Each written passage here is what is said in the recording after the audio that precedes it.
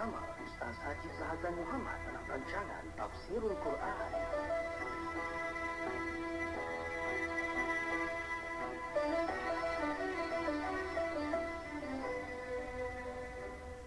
Assalamualaikum warahmatullahi wabarakatuh. Innal hamdalillah nahmaduhu wa nasta'inuhu wa nastaghfiruh wa na'udzu billahi min shururi anfusina wa min sayyiati a'malina. May yahdihillahu fala mudilla lahu wa man yudlil fala hadiya lahu. Wa ashhadu an la ilaha illallah wahdahu la sharika lahu wa ashhadu anna Muhammadan 'abduhu wa rasuluh. Ya ayyuhalladzina amanu taqullaha haqqa tuqatih wa la tamutunna illa wa antum muslimun. يا أيها الناس اتقوا ربكم الذي خلقكم من نفس واحدة وخلق منها زوجها وبث منهما رجالا كثيرا ونساء واتقوا الله الذي تساءلون به والأرحام إن الله كان عليكم رقيبا يا أيها الذين آمنوا اتقوا الله وقولوا قولا سديدا يصلح لكم أعمالكم ويغفر لكم ذنوبكم ومن يطع الله ورسوله فقد فاز فوزا عظيما. أما بعد. Saudara Nabi Ustaz Mahdi Syahudin, sini pendengar yang mulia Allah sekalian, alhamdulillah bersyukur kita kepada Allah Subhanahu wa taala. Kita dapat menyambung kembali kuliah tafsir ini, dan sekali ini mulia Allah sekalian, pada kuliah yang terdahulu kita telah sampai ke ayat yang ke-19 daripada surah Al-Qiyamah. Seterusnya pada hari ini kita masuk ke ayat 20 sampai ayat 25, iaitu firman Allah Subhanahu wa taala. A'udzu billahi minasyaitonir rajim. Kalla bal tuhibbuna al-'ajila wa tadharuna al-akhirah. وجوه يومئذ ناظرة إلى ربها ناظرة ووجوه يومئذ باسرة تظن أن يفعل بها فاقرة. صدق الله العظيم. Maksudnya, sekali-kali janganlah demikian. Sebenarnya kamu hai manusia mencintai kehidupan dunia dan meninggalkan kehidupan akhirat. Wajah-wajah orang beriman pada hari itu berseri-seri. Kepada Rabb-Nya mereka melihat, dan wajah-wajah orang kafir pada hari itu muram. Mereka yakin bahawa akan ditimpakan kepadanya malapetaka yang sangat dahsyat. Boleh terdahulu kita telah bincangkan teguran Allah SWT yang merupakan satu pendidikan, wujukan Allah SWT kepada Nabi Muhammad SAW dengan tegas susah, jangan gelojoh, kerana semuanya dalam ketentuan Allah untuk berada dalam dada Nabi SAW disampaikan kepada umat Islam ni tanpa fail satu pun. Dan sebab itu muslim-muslimat yang dirahmati dan dikasihi Allah sekalian, kita belajar dengan sifat-sifat Nabi: tabligh, fatana, siddiq, amanah, tabligh, fatana. Nabi tidak pernah menyembunyikan apa pun. Dan sebab itu para ulama telah mengatakan bahawa secara ijma' mimpi oleh seseorang tidak boleh jadikan hujah, kerana nanti masing-masing akan mengikat pengikut-pengikutnya dengan menggunakan mimpi. Saya mimpi malam tadi, Rasulullah cakap begini. Seolah-olah macam ada lagi perkara yang tak sempurna pada zaman Nabi SAW. Sedangkan ayat yang jelas Allah turunkan, al-yawma akmaltu lakum dinakum wa atmamtu alaikum ni'mati wa raditu lakumul Islam madinah. Islam telah sempurna. Maka janganlah ada yang berkata saya mimpi jumpa Nabi, mimpi boleh tahan lagi. Tapi kalau kata saya bertemu dengan Nabi sekejap tadi, la ilaha illallah Muhammad Rasulullah. Macam mana nak takwilkan perkara demikian? Tuan-tuan ini milik Allah sekalian, tak pernah berlaku pada zaman sahabat, tak pernah diceritakan oleh para tabi'in langsung, tak pernah lakukan salafus salih. Mimpi itu boleh tahan lagi. Beliau kata tengah dulu Tajul Suhawi salam kat saya menyampaikan demikian. Ni cenderung untuk dilabel sebagai orang sesat. Dan tuan-tuan, rujuklah kepada Jakim untuk mendapat ketentuan dalam masalah-masalah berkaitan pada hari ini. Selain daripada tafsiran yang telah kita kemukakan mengikut jumhur para ulama tafsir, ada pendapat yang dikemukakan oleh Syekh Jamaluddin Qasimi tafsirnya.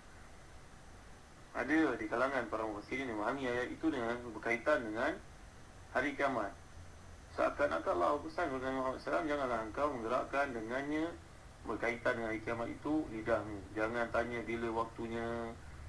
Engkau mengakui kiamat itu akan berlaku, tapi jangan tanya. Dalam arti kata nak mempercepatkan waktu datangnya.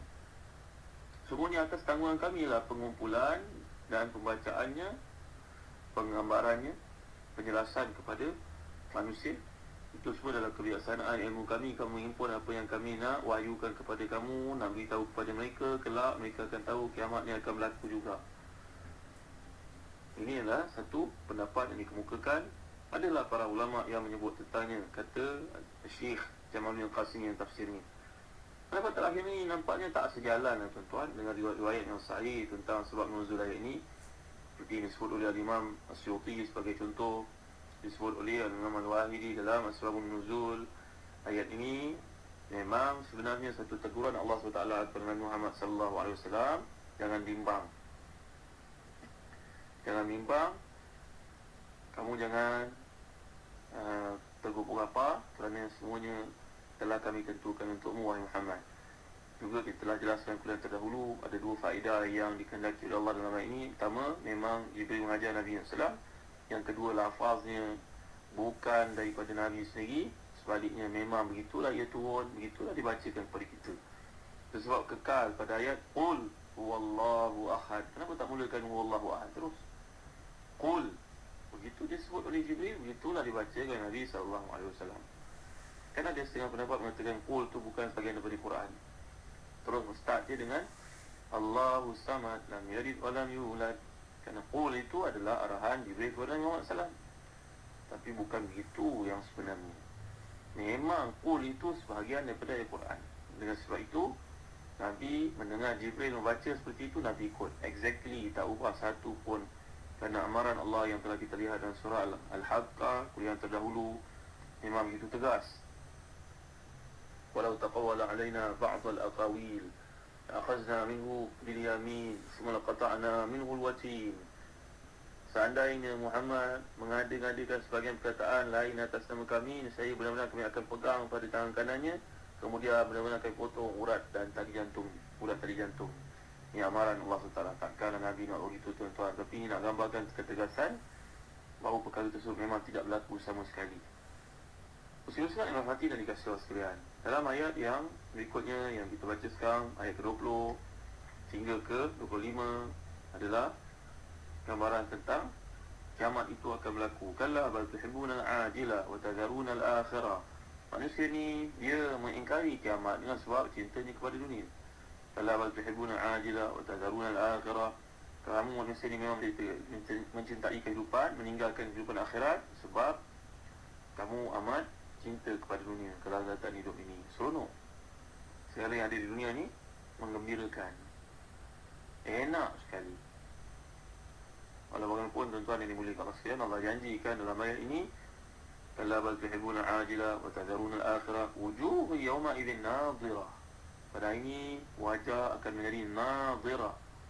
Nadhirah ni kalau kita belajar bahasa Arab dari perkataan an-nadhara. Nadhara maknanya hasana, bahia, musyriqah, masrura. Kalau kita lihat dalam kamus-kamus bahasa Arab sebagai contohnya, macam mana tak gembira bila Allah gambarkan ila rabbiha nadhirah. Ila rabbiha nadhirah, kepada Tuhannya lah mereka melihat. Mereka melihat dengan mata kepala mereka, sebagaimana disebut dalam hadis sahih riwayat Bukhari. Nabi bersabda, innakum satarawna rabbakum iyana. Kamu akan melihat Tuhan kamu dengan nyata sekali. Jadi hadis tentang orang beriman dapat melihat Allah di hari kiamat nanti diriwayatkan dengan banyak riwayat yang sangat sahih, mutawatir, seperti hadis riwayat Abu Sa'id Abu Hurairah dalam kedua kitab hadis sahih Bukhari Muslim. Sekelompok para sahabat bertanya, wahai Nabi, apakah kami dapat melihat Tuhan kami pada hari kiamat? Jawab Nabi, hal tudaruna fi ru'yati syamsi laysa dunaha sahab. Apakah kamu terganggu kita melihat matahari yang bulan tanpa dihalangi awan? Mereka berkata, tidak wahai Nabi. Maka Nabi telah menjawab, fa innakum tarawna rabbakum kadzalik. Kamu akan melihat Tuhan kamu seperti itu. Dalam hadis lain yang lebih jelas, riwayat Jarir, hadis dalam Bukhari dan Muslim, innakum tarawna rabbakum kama tarawna hadzal qamar. Fa in sata'tum alla tughlabu ala salatin qabla tulu'i syamsi wala qabla ghurubiha fa'lu. Sungguhnya kamu akan melihat Rabb kamu sebagaimana kamu lihat bulan ini. Justru apabila kamu mampu menjaga salat sebelum terbit dan terbenamnya matahari, maka lakukanlah. Maknanya salat subuh dan salat asar jaga, bagi yang lelaki buat secara berjemaah. Ada lagi hadis yang diriwayatkan oleh Imam Muslim, hadis daripada Suhaib dari Nabi sallallahu alaihi wasallam, bahawa Nabi bersabda, "Idza dakhala ahlul jannati al-jannata qalu yaqulu Allah Ta'ala turiduna shay'an azidukum." Bila golongan ahli syurga masuk syurga kelak, maka Allah tanya kepada mereka, kamu nak tak benda tambahan lagi? Mereka menjawab, alam alam tubayyid wujuhana, alam tudkhilna al-jannah wa tunajjina minan nar.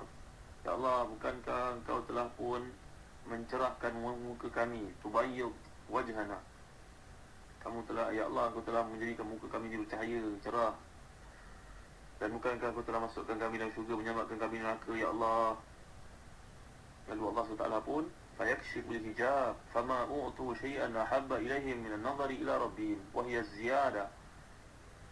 ثم تلا هذه الآية للذين أحسنوا الحسنى وزيادة. Allah tanya, kamu nak nikmat lagi tak? Jawapan mereka, kami telah pun dapat nikmatnya. Allah masuk syurga ni satu nikmat, sama neraka satu nikmat, cahaya pada wajah kami lagi. Lalu Allah pun menyingkapkan tirai, tidak ada satu yang lebih mereka gembira berbanding dengan melihat Tuhan mereka. Itulah yang dimaksudkan sebagai ziyadah, tambahan. Lalu Nabi pun bacakan ayat dari surah Yunus ayat 26, lilladzina ahsanul husna wa ziyadah. Bagi orang yang buat baik, ada pahala yang terbaik untuk mereka dan tambahannya. Juga tuan-tuan yang dimiliki Allah sekalian, kalau tuan-tuan lihat dalam majalah Solusi kolom akhir zaman lagi, ada hadis riwayatkan Imam Muslim dari Jabir, innallaha yatajalla lil mu'minin yadhaku. Sungguhnya Allah akan menampakkan dirinya untuk orang-orang beriman seraya tertawa. Ini maksud hadis bila berlakunya kiamat, nikmat bagi orang beriman. Dalam hadis-hadis ini disebutkan bahawa orang beriman melihat Tuhan mereka di akhirat kelak dalam taman-taman syurga. Tuan-tuan, ada banyak lagi riwayat yang boleh tuan-tuan lihat dalam kolom akhir zaman Musibah Solusi ini tentang nikmat peruntukan untuk mereka yang beriman itu. Berbeza daripada pandangan para ulama Mu'tazilah. Mu'tazilah mengatakan bahawa manusia tidak akan melihat Allah SWT. Mereka ada takwilan sendiri. Sebagai contohnya Sahibul Kasyaf, pengarang kitab Kasyaf sendiri mengatakan fakhtisasuhu binadharihim ilaihi law kana manzuran ilaihi muhalun. Orang Mu'tazilah ni mereka beranggapan tidak akan melihat Allah SWT. Jadi apa yang maksud dalam ayat ini, wahai golongan Mu'tazilah? Apa maksud ila rabbiha nadhira, melihat kepada Tuhan mereka? Pada Tuhan mereka ni satu bentuk ikhtisas. Kerana ikhtisas dirujukkan kepada Tuhan mereka melihat. Maknanya ditekankan melihat Tuhan itu satu perkara yang akan berlaku. Tapi kata Mu'tazilah bukan, ini bukan ikhtisas, ini muhal. Kerana kalau kita nak lihat Allah, tentulah Allah akan bertempat. Bila dia bertempat sama macam manusia. Allahu Akbar. Macam manalah gaya fikir orang Mu'tazilah ni, terlalu banyak menggunakan akal. Kata Az-Zamakhsyari dalam tafsir Al-Kasyaf, dia akan perhatikan ayat, kata penyair, wa idza nazartu ilaika min malikin wal bahru dunaka zitani ni'ama. Bila aku melihat kepada kamu, maksud melihat ni kadang-kadang kita kata pada seorang, nanti kita tengok apa yang berlaku, nanti kita saksikan apa yang dia buat, nanti kita tengoklah apa yang boleh buat. Contohnya, jadi apa kita tengok apa boleh buat, tengok apa boleh buat. Tu bukan macam kita melihat sesuatu objek. Jadi maksud ayat Allah SWT di sini bukanlah dalam kata melihat objek, melihat sesuatu, melihat Allah SWT macam melihat objek, kata Zamakhsyari. Perkara ini berkaitan dengan akidah, tuan-tuan yang mulia Allah sekalian. Golongan Mu'tazilah ni beranggapan bahawa Allah SWT tak bertempat. Jadi kalau tak boleh dilihat, kerana kalau ia melihat, kalau ia dapat dilihat, tentulah dia bertempat. Maka dengan sebab itu, melihat dalam konteks ayat ini bukanlah melihat secara hakiki, dia melihat secara majazi. Bagaimana seseorang kita berkata, kita akan lihat perkara ini bersungguh-sungguh. Lihat maknanya ambil berat. Maka begitu juga ayat ini mengenaki maksud bukan melihat. Bagaimana melihat sesuatu, ini merupakan pandangan yang silap oleh Mu'tazilah. Kerana mereka selalu menggunakan akal. Jelas dalam hadis Nabi SAW menunjukkan kepada kita melihat seorang beriman itu akan Tuhan di akhirat kelak. Tidak samalah seperti kita melihat satu yang kelihatan di depan mata. Janganlah tuan-tuan silap faham atas penjelasan ini, kerana golongan yang suka menimbulkan fitnah ni ada ramai. Ambillah peranan untuk ini antara orang Islam, bukan mencari fitnah, menimbulkan benda yang tidak diperkatakan oleh seorang pun di kalangan ulama Islam Ahlus Sunnah, dengan tujuan untuk menimbulkan fitnah. Dan dengan itu selagi akan menyebabkan runtuhnya saf orang-orang beriman. Dan Allah berfirman kepada kita, ini yang jelas oleh para ulama, melihat Allah SWT adalah satu nikmat yang cukup besar. Tidak ada yang lebih agung daripada ini di akhirat kelak, seperti disebut dalam hadis-hadis yang sahih Semoga bagi kepada kita kesedaran, motivasi untuk beramal ibadat, bagi mengejar nikmat yang dijanjikan itu di akhirat kelak. Allahu a'lam. Wa sallallahu ala sayyidina Muhammad wa ala alihi wa sahbihi wa baraka wa sallam. Walhamdulillahi rabbil alamin. Wa barakallahu fikum. Wassalamu alaikum warahmatullahi wabarakatuh.